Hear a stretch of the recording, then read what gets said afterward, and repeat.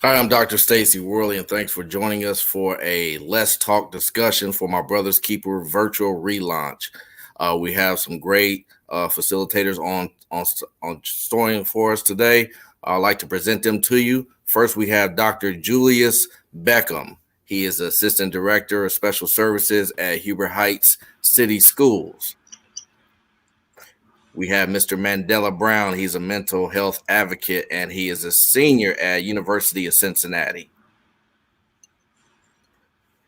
We also have Mr. Steve Muhammad, who's also a community advocate, is joining us this evening. And our fatherhood champion, Mr. Sean L. Walton Sr. Thank you, gentlemen, for joining this Let's Talk series on mental health matters. I would like to recognize DPS Office for Males of Color, which I am the director of, who has been the co-sponsor of this MBK launch.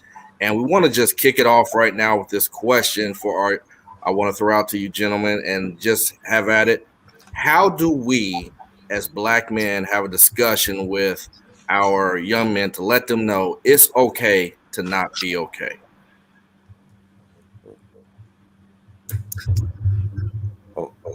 I'll go ahead and kick it off.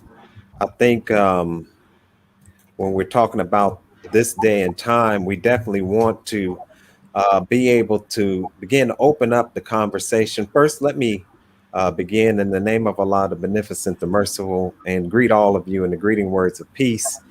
We say it in the Arabic language of Assalamu alaikum, which is a prayer of peace be unto you. And I think one of the things that we need to begin to do is begin to bridge the gap between in our community between the elders, if you will, and our youth. They say the old man for counsel and young man for war. Of course, the war that we're engaging in is basically just building back up our community and coming back into, if you will, our own culture, which is going to give us the ability to solve problems. Also, culture gives us a code of conduct. So I think that that's one of the things that we definitely have to do. Yes, sir. I think, if my colleagues will allow me to go, I was doing my best to hold back, not to jump in, give other folks an opportunity. I think that we've got to model what we want to see. I always say young people can see better than they hear, much better. So being able to demonstrate a willingness to embrace of being ourselves and taking responsibility for our own mental health and being okay with it, being cool with the fact that I may not be okay all the time, being cool that that strength is a journey, not a destination, and it is an unstable journey. Sometimes you're going to be good, sometimes you're not, but they're up against a lot with society and society setting standards that are incredibly unrealistic for any human to stand up to, especially African-American men are expected to be a combination of things that are unstable when put together. And I'll talk more about that later. Mm-hmm. I'll go ahead and add my 2 cents regarding to being okay with not being okay. One of the things is I want to go back to the model that my fellow brothers have started talking about as far as in raising your children. We do have to model them, but we also have to be seen. We have to be there in their midst in order to be that model and not to show them a false narrative of what society says a Black man should be. One of the things is we have a very large, let's say, media that is basically given to our children almost day one. And if you allow that media to overtake your child's mind, that's what their consciousness will become. And so you have to take that time and be that role model, that media of what a father should be, or what a brother should be, what a cousin should be as a man in order to teach that child to teach them those false, to basically teach them the truth rather than the false narratives that television a lot of times would teach them. Because bottom line, we know that a lot of those other, I should say, narratives are based on money, politics, etc., versus the raising of yourself, your awareness, and how to be critical thinkers, and also how to love your community. Add my 2 cents as the youngest man on the panel. Thank you guys for your contributions thus far. I love that Dr. Julius brought in the subject of media. I believe of my generation, particularly coming up, social media has been hand in hand with our maturation as adults. And as Mr. Julius prefaced, social media basically gives you the opportunity to lie to yourself in a way.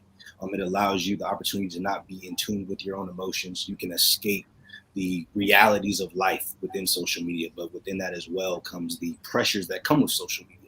Going on social media, you become to weigh yourself up with other people. As a young person, you see one young person doing better than you, and you start to self-actualize and start to self-cause detriment to yourself in a way, because you're seeing all these positive images and you start to think, I can't relate to these, or this isn't how my life is going. So I believe that one of the steps forward is, along with being okay with not being okay, is being in tune with yourself and true with yourself and knowing the difference between reality and fiction.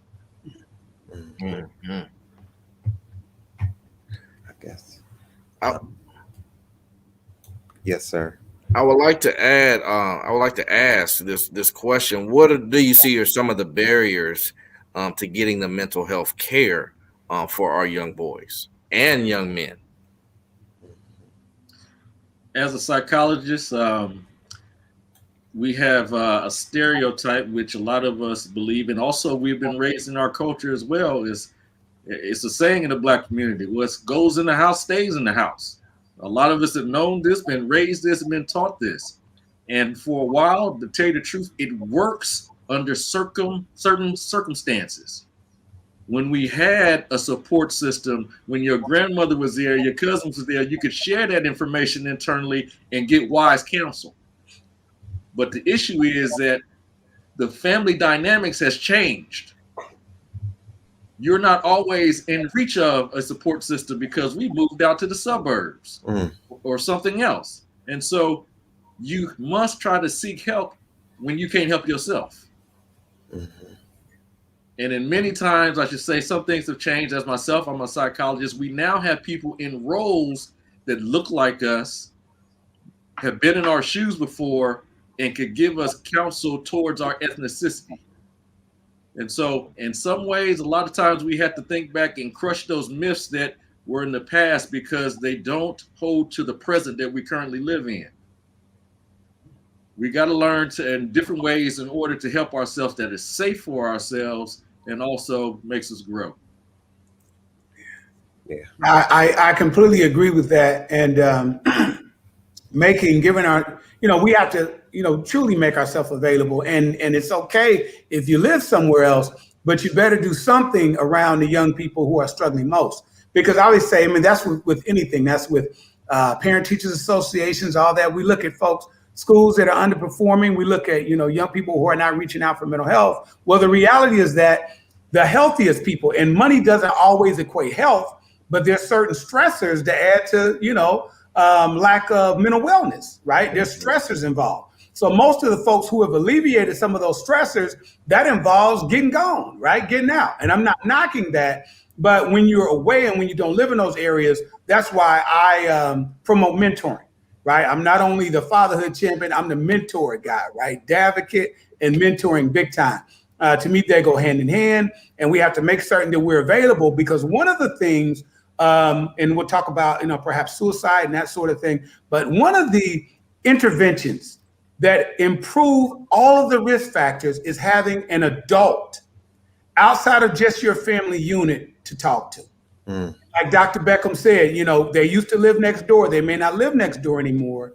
And, our churches function differently now. And I'm certain we'll talk about that a little bit later. People kind of view our churches differently now, a great segment of the population. But the most struggling folks are all stuck together in the same communities. So therefore, they can't get out. So if you've got folks who are stressed, who may have unresolved issues, advising folks who are stressed, who have unresolved issues. right? So, but that takes a connection. So one of my suggestions is I always give a gripe. I always say there's a suggestion.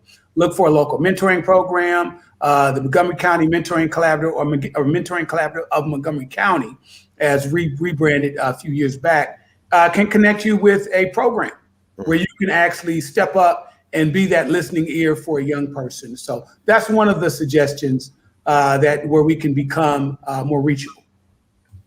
I would have to say I'd agree, of course, with what everyone has said. I think that the males of color, I think that any organization that brings young men together that will help us to go through a rites of passage, that will help us to understand our history. You know, our history is very important because it lays a foundation and it gives us, see, a lot of times our young people are imbalanced because we have been given a distorted history. Many times our history begins with us being being enslaved, coming out of slavery, but we have a rich history. So if we lay that foundation, these organizations like Males of Color, the Nation of Islam, of course, with the FOI and the training there that brings us into manhood, that helps us to get some balance. And in these organizations, of course, there are individuals who young men can then go and turn to and get advice and get counseling to help them to find the proper footing, if you will, so that they can move forward successfully in life. Thanks, Brother Steve. Some of the things I've noticed firsthand is altercations from the neighborhoods finding their way back into the schools with our young men. And how do we get more positive men to mentor or to speak to these young guys in a way that's not always in the school, but in the community? They're there. Just bottom line is we just got to reach out and find them, because a lot of people are willing, that I found, that they have a heart for children. And if they can't be there 24/7 doing work or other obligations, we have to find times that they're available to talk with the kids, because everybody has priorities. And the thing about it, especially at those young ages, Dr. Worley, I know you know for yourself, they are hungry for it. Let me give you some experience with this. Since I work in schools, doesn't make a difference whether it's a suburb or urban. There's not that many men, black men, in those buildings. I will walk down the hallway first week of school, first 2 weeks of school, and the kids will hang outside the door just to figure out, who am I? Just because I'm a black man walking in the building. It would get so deep that somebody, you can hear them talking to their friends and saying, who is that? Is that your daddy? Is that your cousin? And it's so deep that someone will lie and say yes. You know, what's really deep is that, tell folks, you know, because there's some science behind this. There's a science of sameness. Folks can look it up, right? It's a very real thing. So it's okay for people to want to be around and have some experience with folks who look like you. It's as simple as having some things in common, whether you enjoy the same music. You know, you don't always, you know, one of the major things in this country, and we didn't make it that way. So folks who are upset, why is it that way? I didn't make race and color be at the forefront of this country. This country made it that way, right? You know, we could erase that. That would be great, but we can't. And in that particular model, Black folks are forced into trying to figure out how to assimilate. And with all other groups of people, because we are at the extreme of that racial spectrum, it's easier for other folks to have an opportunity to assimilate. So it's like trying to enter something, right? Like imagine folks who have seen Double Dutch, right? Seen the game Double Dutch. You got two ropes, right? You twist in the ropes and you got a time to jump in. Or imagine if those ropes had razors on it. Not necessarily gonna kill you, but gonna hurt you real bad, right? So there's a certain amount of fear and there's consequence with jumping in, because you may be accepted or you may end up wounded, right? If you make the right jump. Well, imagine if perhaps we could somehow, you could swing not double Dutch, but quadruple Dutch with 4 ropes with razors. That's what it's like for Black folks, because we can't do those things. You know, we can't be the same on that spectrum, right? We just can't. You know, that's why so many Black folks try to assimilate, not because they hated being Black, just because there was a certain calmness. There was not as many things that you have to work with. So imagine what that's like, just existing every day, right? If you go to an appointment, having to move away from where you are, not talking right or wrong, but talking different. And I tell folks, bad grammar or misuse of the King's English isn't necessarily talking wrong. There's an appropriate time for an appropriate place, but there's a certain flow to my tongue. My tongue is a little thicker than everybody else. So if I try to talk in a European way, I honestly sound like a fool. So all the Black folks around us said, man, let you listen to this Negro right here, right? And so, but we have to try to fit into that situation, try to sit small, try to watch the tone of our voice and all that. So your very life is living in unbalance. So why it's so important to, you know, engage in what Doc said, be present, allow folks to see you, because it does allow a certain calmness. And if you're in the room in an environment, an institution environment, a school or other places, and you even come to, let's say there's a conference for a young person and their African-American mentor comes. Not only if you see the look on that child's face, the fact that that child's mind is more at ease, that parent's mind is at ease as well. So that's just an important thing for them to have opportunities to connect with people who look like them. And really quickly, to kind of really address Doc's question, those things that spill from the community into the school, honestly, Doc, we got to address it in the community, but we also have to make a space to address it in the school. There's no way. Those two things are too connected.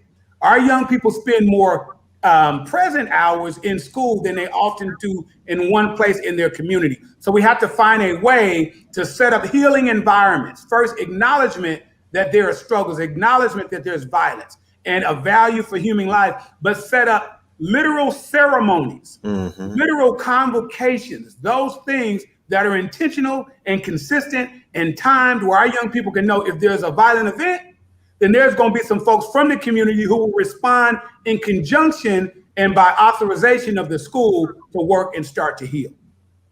Right. Just to piggyback real quick on Brother Walton, what he's referring to in the, I should say, the collegiate mind, where you might find it, and I'm going to say it in critical race theory, it's called double consciousness. And that is basically when we have to get in to fit in, but we also understand the language and the culture of where we grew up in. I am bilingual. I can go to college, I can go to school and speak with my white colleagues in the Queen's English if I choose to. Or if I go home, I can talk to Brother Woo Woo and we can talk anything we want to as we would like to speak. And we perfectly understand each other and respect that. It's not a diminutive, I apologize, my phone ringing, but it is not a letdown, or I am not seen as unequal as far as if I choose to use different language in that particular setting. It's because I am bilingual. Yeah. Well, I'll jump in and say that I agree once again with what everyone is saying. And I think that, you know, our young people, they're looking for guidance. Many, you know, may not have any type of support mechanism at home. So like you were saying, Brother Sean, when we come into these environments where we're in school or organization, you know, young people, they're looking for guidance. And many times when we step to them, what we want to do is just drop a seed in their head. You know, sometimes, you know, when we're looking at brothers or sisters who want to help, just know that, you know, what you're doing is you're just dropping a seed in their head and you're allowing that seed to fertilize. You're not going to change a young person's behavior overnight. However, if you just, as we're saying, if you just be a model, a role model, and also you can drop a seed into their head, that seed will fertilize eventually. But I also agree with what you're saying, Brother Sean, is that, in a lot of these environments, we do need a place where young people can congregate and we can all talk and have a cipher, if you will, a healing cipher, because many of us want to, we're social beings and we want to be around other brothers, but we just need to have that type of guidance from adults. And I think that many adults who are successful, if you see a young person on the street, just drop a seed in their head. They will appreciate that. And don't be afraid of our young people.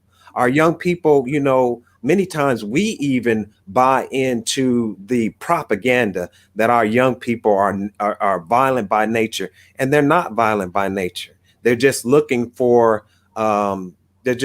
guidance on how to act. So I think that's one of the things that we need to definitely understand.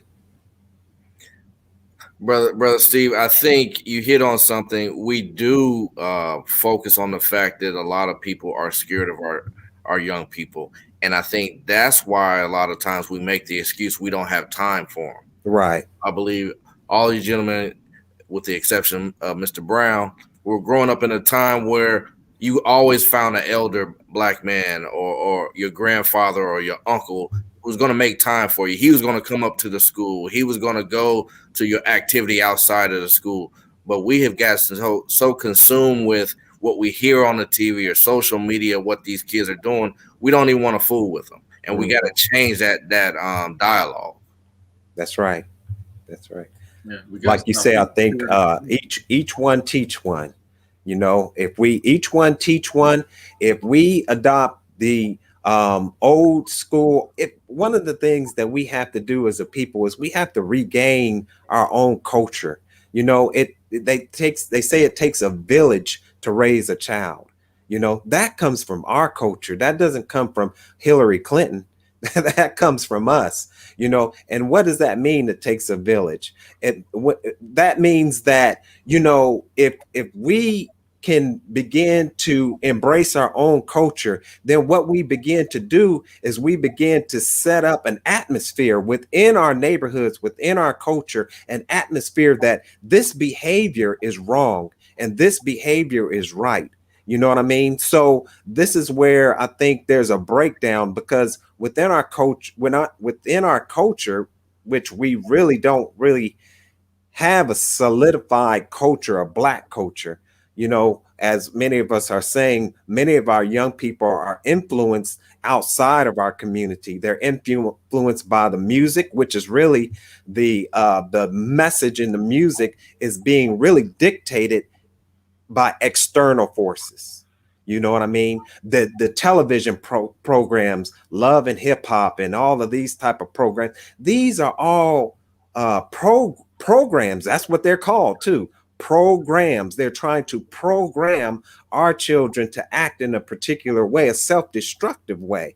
And so what we have to do is we have to, and this is why I say that any of us who are successful, who has some type of modicum of success, we need to just sit down and just drop a seed into our young people's mind and always encourage our young people to be the best that they can be. Dr. Worley, you spoke on how the outside influence is coming to the school building. And we, as I should say, elders or older adults, we want them to respect that space. We come to assume that they should respect that space. The issue is that we are poor parents. Now, I'll get to the point, the reason I'll say why. Everybody's doing the best they can. Many times we were raised this: do as I say, period. Okay? But we don't take the time to go that next level. And that's what our children are looking for, is that next level, to teach them why. Right. Tell them why you should respect this space. And that provides a cognitive conversation and reflection upon themselves to say, is this beneficial to me or not? Because otherwise it's just because my daddy said so. And that doesn't mean too much, especially if your daddy ain't there. So you have to tell them why, so they can become a conversation, and so can have some dialogue regarding it. If they have some differences in it, you can still have a dialogue in it where you plant that seed and they might learn a little wisdom later. We want them to respect the school. Why? Because it's a place that they can gain some education, some knowledge that they can use for themselves and their future and hopefully their families. They can't get that if they're doing something else coming from the outside.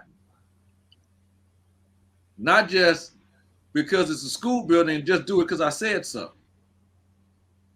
We got to take that time to really teach our particular cousins, our nephews, our children, as far as the whys we do certain things and why we should do it, so they can build a cognitive conversation for themselves, so they can think on and reflect for themselves.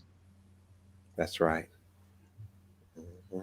I'm doing my best as an older man, the empath in me, doing my best to try to let young Mandela get in there, man. So I'm holding back, Mandela. If we got dead air, man, I'm telling you right now, man, it's because of you, because I'm loaded over here. My pad had made so many notes, but I'm just gonna give some air in there, man. So I'm just encouraging you. I know that you don't have to know everything, man, and I'm just saying publicly. That's another thing, but just you can chime in with your opinion, man. You know what I mean?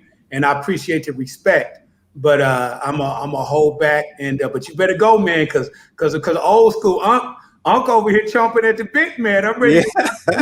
Man. So go ahead. I'm gonna pause, man. But at the same time, I'm not telling you have to jump in there. But I want to let you know that it's important to me what you have to say. Yes. Yes. So I'll add to the conversation a little bit. For those of you that don't know, I produced a documentary entitled King's Cry 2, a documentary focused on Black male mental health, particularly for young Black men and college students.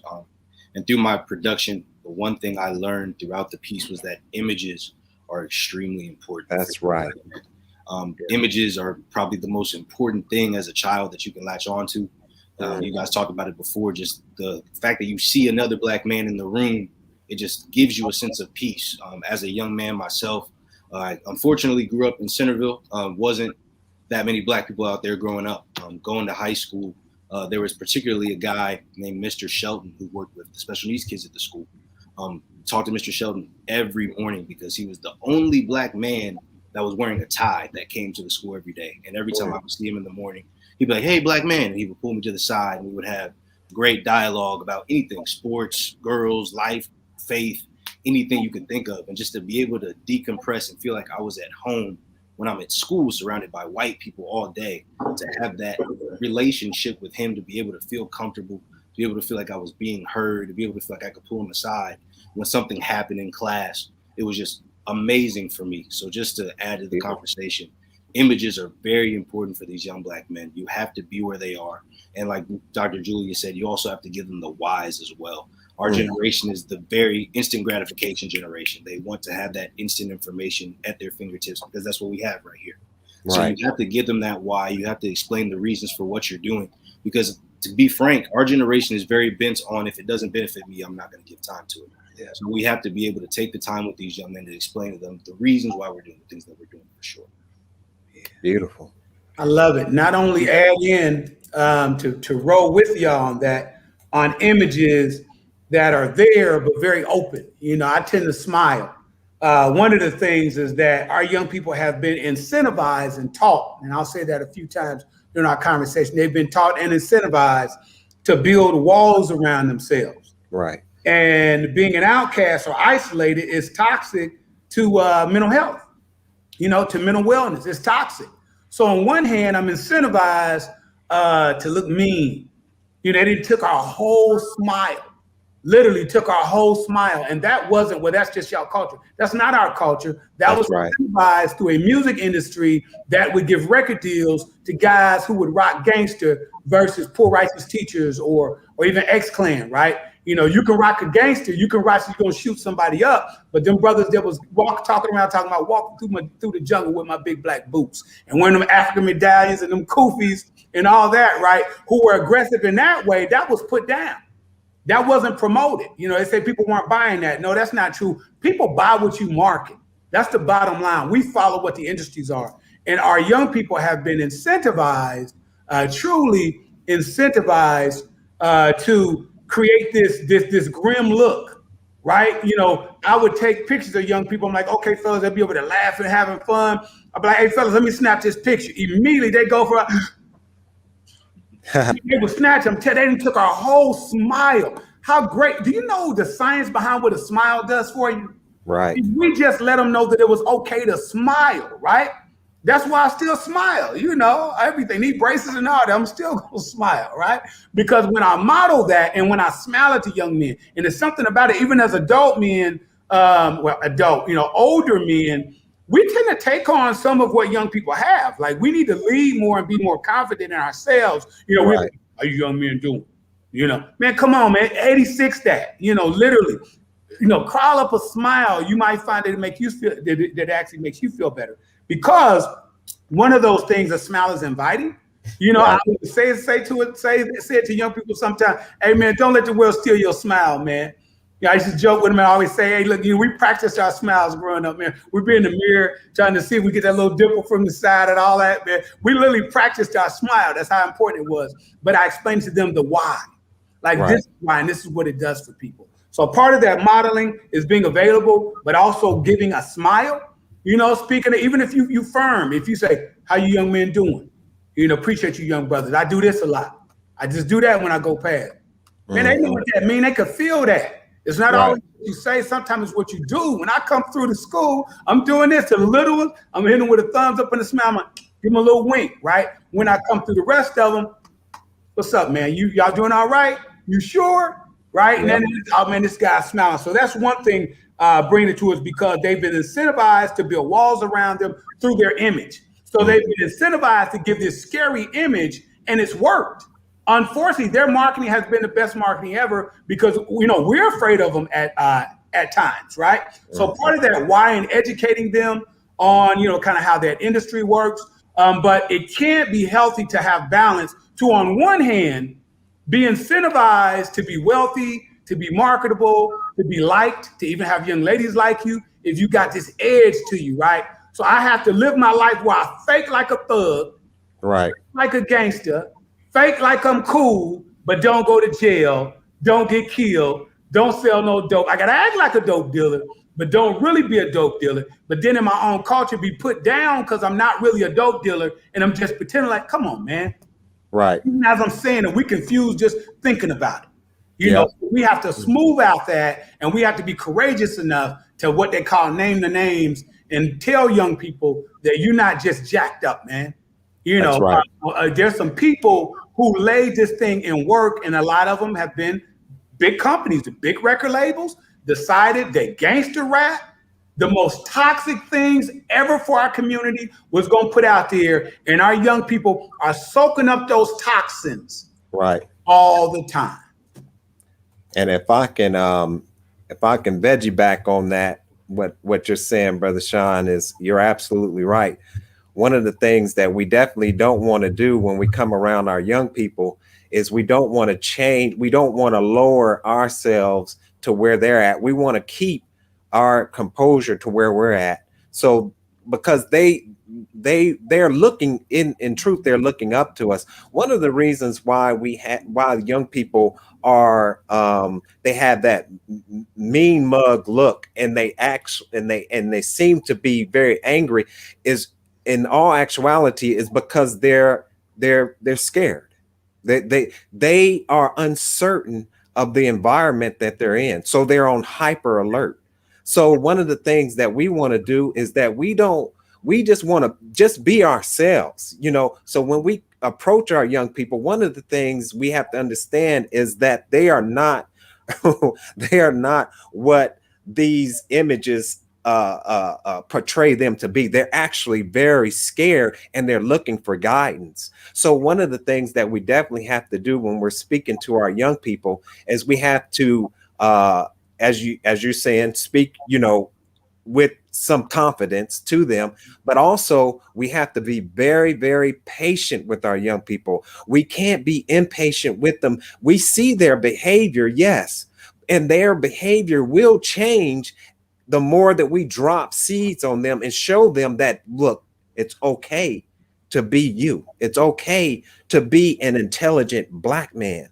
It's okay to want to be better. It's okay to want to be better. So a lot of our people, you know, because you have what's called peer pressure, you have what's called conformity, right? So conformity is that we don't want to be the oddball, right? We don't want to be the oddball. But if you have to be the oddball in escaping a certain pattern of behavior, then we want to definitely recognize that young person who wants to escape and keep encouraging them to do and be the best that they can be. So like you're saying, Brother Sean, always, you know, at a certain point in time, you can get close to them. You can give them that, you know, that hug, bring them in close and tell them, man, you are drop that seat. You're doing an excellent job, young brother. Anything you need from me, you know, if you have to give them your number, you give me a call and we can sit down and talk. So I think that's some of the best things that we can do. So I agree. I totally agree as well. I think some of the problem, I'm sorry, Dr. Beckham. I got to jump in on this because it's some realism I want to be able to tell my young people who are watching this. Okay. I can't always smile when I want to. That's just the truth. Yeah. I cannot do it. In the past, it was both a coping mechanism for a Black man and also a survival instinct. Right. Right.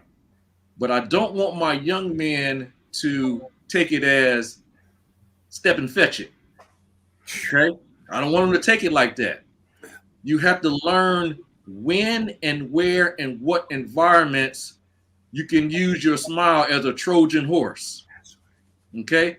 I know that because of my appearance, my shade, that I am feared in certain circumstances and places.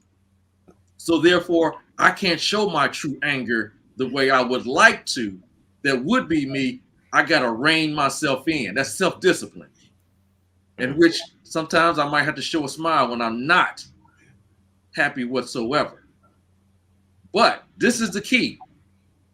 As relationships grow, that's it. No matter where you're at, whether you're in a culture that's not yours, whether you're with people you don't know, you will grow and be able to know when I am able to show my true self and smile and be angry and be sad and cry. But you have to take notice of that relationship. And we as adults have to allow those relationships to blossom and grow so that those children can actually be their true selves and not be going stir crazy, holding themselves in. Right. Just to hop in real quick, just to bring us back a little bit real quick, because Mr. Sean said something I want to make sure no one misses. He was talking about when he comes into the school and he asks the kids, are they good? And then he said, are you sure? That was something that really stuck out to me because I feel like a lot of our young people are kind of just stuck on robot mode. Like you ask them, are they good? You're like, yeah, I'm straight. And that's the end of the conversation. And the conversation never gets had regardless if they're going through something or not. And so I just feel like that's something that we have to harp on, is really having that true conversation of not just the regular pleasantries of how are you doing, actually genuinely asking, how are you, specifically you, doing? And building that comfortability with these young people so they can open up to us. I just wanted to highlight that real quick. Good stuff. I think a lot of times we speak to hear ourselves instead of to listen to what's really going on in the room. Mm-hmm. I want to piggyback off of something Dr. Beckham said earlier. We never tell them why, because we have so much damage at times internally that we don't know how to culturally seek competent care ourselves. And then we inflict that on our young men. And we really have to own that we have some damage and we need to get some help. Mm-hmm. That's real, man. I'm going to tell you, I wrote a note down here while you said that, Doc, and I was looking for a good place to get it in. And I'm going to take it right now, right? The why, right? First off, y'all know I love to have fun, right? You know, the whole thing, I get serious. I am the most natural flow. I get serious and have fun, but I believe in that. That why? One of the things where we don't encourage the why, we got to admit as men, Sometimes we don't know why. So we feel challenged, and we got to lead by example by saying, you know what? I'm not certain. Let me look that up, right? Like I literally went through the process of looking at why you take your hat off, why people took their hat off in the building. Because so often, take your hat off, young man. You know, this might be like, why don't be questioning me? Man, admit, you don't know. You don't know why. You just do it, right? Right. So starting to look at that. And so when young people, I say, hey, listen, here's the real reason why, which really doesn't make a lot of sense. It may not be the only reason, but if I'm the only person who's looked it up at the minute, if I'm the only person who's looked it up, or at least says that I've looked it up, and I put those facts out there, then I'm king of information, just like America has done. If they're the only ones who put information out there, and that's the only one you send as an expert, then they're king of information. So my king of information, and me looking it up, says that it was part of a kind of a pleasantry that was a European standard that when you would even come into a house, right? Now, there may be some other faith reasons, right? But we know there's some cultures who believe in covering your head. See? Okay, so, but in that environment, you would come in because if you visited somebody and you couldn't stay long, two things you did. One, you took your hat off and you took your coat off and you sat down to pretend like you weren't rushing away, like you were going to spend some time. So you took your hat off when you came in the building and you took your coat off. And I don't care if I stayed literally 30 seconds, I took that off because it was considered impolite in order to feel like he was rushing out, even if you were actually rushing out. Then after I would say that, I would be like, now that we know that, some things you do because it makes other people comfortable. But one thing about it is you are armed with knowledge. So you can take that hat without saying, man, these other people don't even know why we taking the hat off, because I'm going to take the hat off because there's no sense in me making other people feel unnecessarily uncomfortable because it doesn't hurt me to take the hat off. So the moral of all that story was sometimes we got to search for a why, and we have to sometimes walk through finding out why with young people. And because as men in general, we're expected to have the answer. We don't just not ask for directions because we don't want to ask for directions, because we're expected to be protectors, providers, and all that sort of thing, whether we can do it or not. And as African-American men, sometimes it's been very hard to be those things, right? Without sacrificing our own lives. I'm going to protect you. Like people say, well, black men don't protect black women. Let's go through our history. That's simply not true. Okay. If you look throughout the civil rights movement and whatnot, when they were sicking dogs on those folks, we weren't tossing women and children in front of those dogs, right? We were getting eaten, we were fighting, we were dying. You can look at the history of lynching and all of that. So, but when you try to take all that with you, that competency, and you try to make up for that, and you have to feel like you have to have all the answers, that's tough. That's wearing on you. And we have to be comfortable with saying, you know, please, I'm not only going to answer your question, I'm going to encourage you to ask me why. And when you ask me why, try to stump me so we can look it up together. Just taking that pressure off along with having to know everything add a lot to the lives of young people and the balance so that they can have a balanced mental wellness. Mm-hmm. Good stuff, Sean. I think some of the other issues, just shifting gears, we focus too much with our young boys and as men as well in the sports arena on basketball and football. And we don't have dialogue with our young men about there are other opportunities, there's other sports out there that you can do exceptionally well with. And I think a lot of it has to do with we buy into what the media gives us. I had a dialogue with some young men a couple days ago in one of the schools that they weren't even aware of gaming with the NBA, with certain sports, EA Sports, where they can get major contracts just by gaming. And they were going to do the research and get back with me. So I was excited to have that dialogue, but that's just another venue of something that they can do. They're not basketball players. They never made it on any basketball team, but they have the skill set on a computer. Yeah. Mm-hmm. It's deep. Yeah. Dr. Worley, I'm going to put it back in experience we both had. It might not be sports. It might be band. Yeah. Okay. Something that they can grow in and learn and basically improve their cognitive skills with. It could be anything under the sun instead of focusing on what the media gives us as far as for football and basketball. We never would have had a Tiger Woods if somebody else wouldn't try something else. Mm-hmm. Self-esteem development is good for mental wellness. It's good for wellness. And, one of the things that, we kind of move away from that because nobody gets funding for that. See, oftentimes it's not that, are y'all money hungry? No, sometimes we money needing, and Black folks are still believing that if we increase in status and money, then somehow we're going to get treated better. Somehow I can keep my child alive if I live in a better neighborhood, that sort of thing. Not just from Black folks, but from white folks. I can get a different attorney, if I have a position of status, or I drive a certain car and I don't have golds or don't have earrings, I don't have all of those things that may make me look like a drug dealer, right? If I do this particular thing, somehow I can be more safe. Well, the struggle with that is we chase dollars, and folks never put dollars into programming that promotes self-esteem. I'm telling you, that should be the number one thing going. It helps academics. It helps athletics. I can remember when I set the bench the whole season in soccer, 7th grade. Literally, I don't think I saw the field one time except to maybe carry some equipment off, right? The next year, they let me in. I actually thought I could be pretty good, right? But I got in there, and somebody kicked the ball in the air or something. I was near the goal. Son just said, man, hit it with your head, right? Mm-hmm. Do a header, right? So I hit it, and it went in. I'm telling you right now, the reaction of that crowd changed my whole season. In fact, at the first game of the 8th grade year, I set the bench too, right? Or set the grass or whatever it was back there, right? But when I made that header, I'm telling you, yeah, I wanted to go in. I was planning on it going in, but I didn't know if it was going to go in. But when it went in, the reaction of people from me doing that, I'm telling you, I started every single game after that. I was Pele for one single year.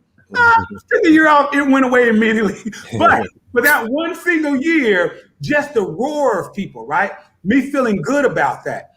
When we look at the shift from basketball and football, and folks even shifting now away from football to basketball even. The shift keeps moving as I've talked to coaches and stuff. Why they move away from baseball? That's not what people promote. Like, you can't see me under this football helmet. I want y'all to look at me. I want y'all to be able to see me because I need to be seen, not because I have this high self-esteem. I had a doctor of psychology once tell me that the problem with the Black boys in our program was not that their self-esteem was too low, but that their self-esteem was too high. That's what he told me. So basically, they were fancy N-words. That's what it was, right? That's how he felt, right? And I explained to him, well, Doc, I've got a bunch of Black boys who are locked up back there, and who we have a beautiful courtyard with a basketball court, picnic benches, and all that. I've got Black boys who do not want to go outside out back because they're afraid they may get darker. They're Black, Doc. They're locked up. They'd rather be locked up in this incarcerated area and not go out back. Now, you tell me that it's because their self-esteem is too high? Right. Because we cannot let America set a standard for our young people's self-esteem. So that's what we need to do. If we work with self-esteem building, then young people can move into music. They can move into arts. They can move into these other things instead of chasing things where they're going to hear the roar and the rah of the crowd. And that's my story of why I was Pele for 1 year. And the same thing happened with everything else. I switched to sports because people were no longer showing up at speech contests. Right. Period. Right. I mean, imagine where I might be today. Y'all might not be checking out Steve Harvey by himself. You might be checking out Sean Walton. It's not too late. But the moral of that story is my life has been moved by self-esteem, and your life has been moved by self-esteem. And if we real as Black men, we're going to do whatever people give us props for. If we can't play a lick, if the girls are cheering for that, we're going to get out there and at least try to get a jersey. Right. I would like to veggie back on what my brother has just said. And that is that, even when we look at the schools, I think one of the things that we need to begin to do is we look at the athletes and they get so much props in school. But what we need to begin to do is look at those honor roll students. And I see it online. I see us doing it, but I think it needs to be also really done and propagated in the schools, instead of highlighting that young man or that young woman who made the touchdown or who made a goal or whatever. We definitely need to begin to highlight those students who are doing well. We need to highlight those students who are doing well to encourage other students to do well as good. Because like you're saying, Brother Sean, one of the things that motivates you to be an athlete is getting that accolation, getting that applause, getting that recognition. And so when I think that we can begin to recognize those young people who are not only achieving well, but even giving recognition to young people who are acting properly. You know what I mean? I think that we need to encourage, inspire, and motivate our people in those type of ways and take the stigma of being a so-called nerd, right, out of the equation to make the nerd a thing that is in fashion instead of out of fashion. So I think that that's some of the things that we can do as well in our community and in the schools. Brother Steve, I agree with you. I think though sometimes in the family unit, whatever that looks like, and I've heard this occasionally, some parents say when the student makes an honor roll, well, that's what you're supposed to do. That's your job, and they don't make it a big deal. Right. And so the student doesn't push themselves hard, because if mom or dad or grandma is just saying, well, that's my job, that's what I'm supposed to do, they don't expect the school to do anything different. Let me jump in on that just a little bit. For those students who are internally motivated, they can do that. Okay, they can get those A's. That's their expectation. The parents don't have to give them no pats on the back, etc. Very few students are internally motivated to try to achieve at something where they don't have prior knowledge or an ability to. Mm-hmm. Those who need that external motivator, like the most of us, we need that coaching. We need that positive reinforcement to basically build our self-esteem up. And so that's why it's very important. And Dr. Worley, I want to, you just triggered something, and I'm about to throw a wrench in it. We're all Black males here talking about how to raise our young Black men and to basically make them prosper. I'm going to let everybody know a secret to it. Although we are the primary person that person is looking up to, we are a male. We are that person they're emulating, they're modeling after. We have to work with the mothers in order to build the highest capacity for that child. We cannot do it alone. Otherwise, we will have an incomplete parenting project for a child. Exactly. Now, that's coming off of the Black males of color saying that we need to learn how to work with women in order to build the best child to grow. It ain't easy. And that's why a lot of times we ignore it. It's real. That's real. Mm-hmm. And I think a lot of times we have some broken units and we don't want to work with the mother or the ex because we have drama and tension between them. And we got to get past that and what's best for the child. Whole child. It's hard to it is hard to be a complete person. Impossible to be a complete person. And you may be a functioning person. Like, if you got a car, that thing will run without hitting on all cylinders. It'll move. You have a bad spark plug, right? And it's still gonna run. It's just not gonna run right. So what I like to try to remind folks is, mothers and fathers, that I can't be a whole person hating half of myself or having discourse with half of myself or being uncool with half of myself, because whether you know it or not, or willing to admit it or not, bottom line, y'all went half on a baby, literally. So genetically and all that, you can run into young people who literally have never met their father. I've met young people where I knew their parent and had never met their father, and I'm like, whoa, wow. Not only do they look like them, they have mannerism like them, right? They may like some of the same things. So imagine that if there's a person, and oftentimes, it is the father that has been kind of talked badly about. Some of them have been good dads, and some of them have been bad dads. I'm not disagreeing that there's been some bad dads out there, but there's a lot of good dads out there, and there's also some dads who, mental health wise, couldn't handle the relationship that they were in. There's been some dads who fled to the pitch of the roof, to the pitch of a mountain, to get out of a situation where they feel like they wasn't going to be healthy and free, right? Mm-hmm. Some being headed out of the situation for the safety of all involved. They just couldn't take it. Now, the child doesn't see that. But I encourage the mothers to also be willing to work with the men for the good of the child. You don't have to admit that you're imperfect or anything like that. Dad doesn't have to admit that he's imperfect, but just to say that we're going to both take half the responsibility of the fact that we decide to have a child together.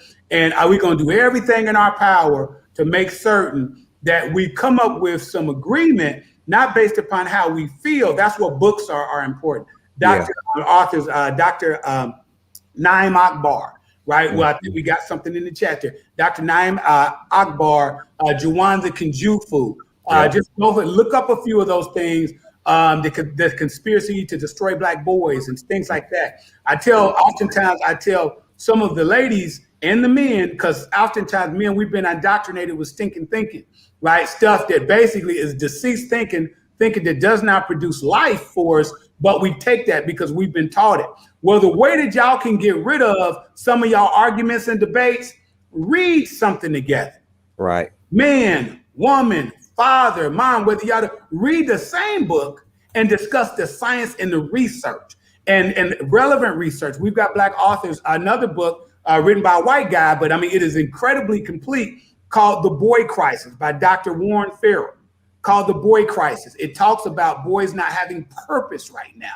And that's why you see a lot of male depression going down, because they don't have a sense of purpose. So just something to think about. Read together so that you're not arguing opinions. You're never going to agree on an opinion. But maybe if you arm yourself with knowledge and information, you can come up with a plan based upon facts to raise your children.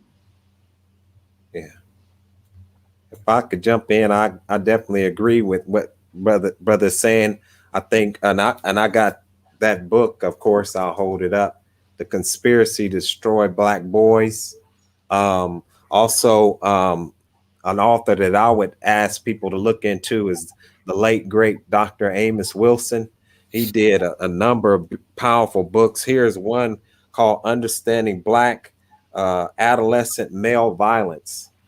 One of the things that I think that we have to begin to do is, a knowledge of self builds a love for self.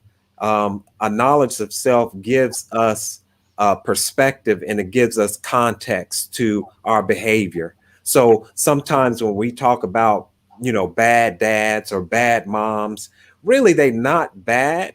Really what it is that they were shaped by the circumstance and the culture. And I think that when we begin to put things in context, then the young person can understand that they can begin to look at their mother or look at their father in proper context or in the proper light and say that, they were to some degree a victim of their circumstance, And so I think that once we gain that knowledge and give that knowledge to our young people, they can begin to once again have a firm foundation to build themselves up on. So I agree with that. Books are important, especially books that give us a knowledge of ourselves. Definitely have to agree with the need for books as well. Just to give a quick story, growing up with Barack Obama coming into the presidency, that was one of the first books I read that was by an African American author was Dreams of My Father by Barack Obama, and seeing the journey that he took growing up in a predominantly white environment, having to have identity as a black man, going through that journey of self-actualization was huge for me. Reading books that made me feel in tune with myself as a black man, showed me what a real black man was, regardless of what was on the TV, seeing statistics, seeing the truth on paper of the things that black men have done in this country and throughout the world, the contributions that we've given, basically building this nation with by our own backs and by our own brains as well. But it's not talked about in the media because they don't want these images to be seen, as I spoke on images earlier. So definitely pushing for these young men to read these books is extremely important as well, because there's so much information in these literaries that they would never see on television. That's right. I would like to give the advice to not just young men, but us old ones as well, is that any media, whether it be books, television, radio, whatever, we will find some wisdom and knowledge in those particular resources. And a lot of times they can be life-changing. Right. But I would tell you this as a word of advice. Go through those particular medias with a critical eye. Glean those things that are good for you and throw out the rest that's bad for you. Because although we're throwing up all these authors and everybody else, I'll just be very frank about it, is that they were written in a very purposeful perspective. Okay? And so bottom line is, I want to say everything you read in a book is not for you, but take what is good for you. Mm-hmm. Very good. Ooh. Very, very, very good. I had one thing that I wanted to add is a couple of things. One is we're talking about wellness, and I think we're throwing out a lot of solutions as well. I think that's super, super great. That we're solutions are really important, but also not ignoring people, because we look at the extremes. People talk about the middle child syndrome in the household and that kind of stuff in the family. But bottom line, you also have the middle child in schools, middle child in society. You got middle children. And a lot of the middle children are isolated and alone because they're not outstanding. So they're not great athletes or great at academics, right? Or they're not tearing the school up, right? Or tearing the community up. So we focus a lot on those two extremes, and that middle child is in here just waiting for somebody to blow one way or another. They're like a bubble, right?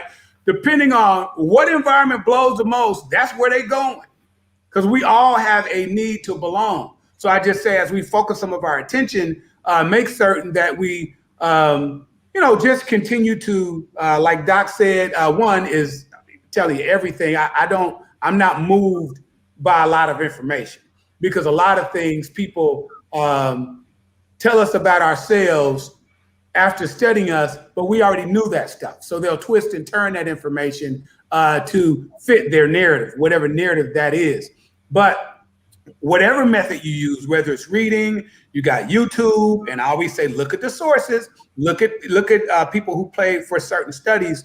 But I don't care what you do and how you do it, include the full spectrum, that middle child.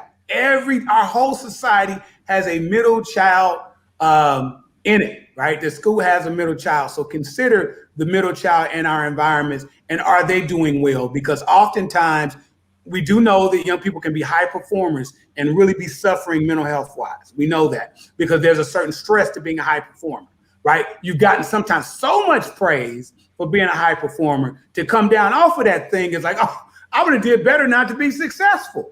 So we know that that's crushing, right? And we know the person at the bottom, sometimes they can decide, well, it's more comfortable to stay where I am. When I was tearing stuff up, people know what to expect from me.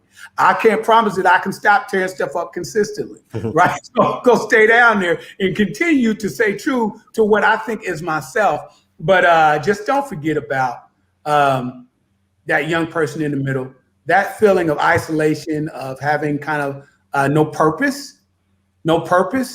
can be incredibly devastating.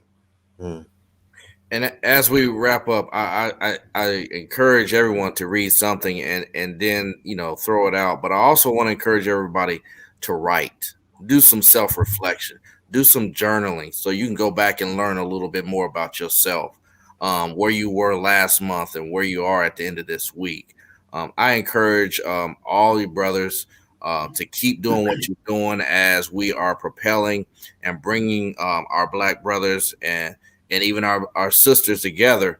I want to thank Dayton Public Schools and Office of Males of Color for sponsoring this event, and my Brother's Keeper Initiative, which is this virtual relaunch that we're having right now. And I cannot forget the Dayton African American Cultural Festival, who's been one of our sponsors as well. It kicks off this weekend, and that's why we did this relaunch as well. And simultaneously at 12 noon tomorrow at Island Metro Park. And don't forget the events that are taking place on Sunday at 11 a.m.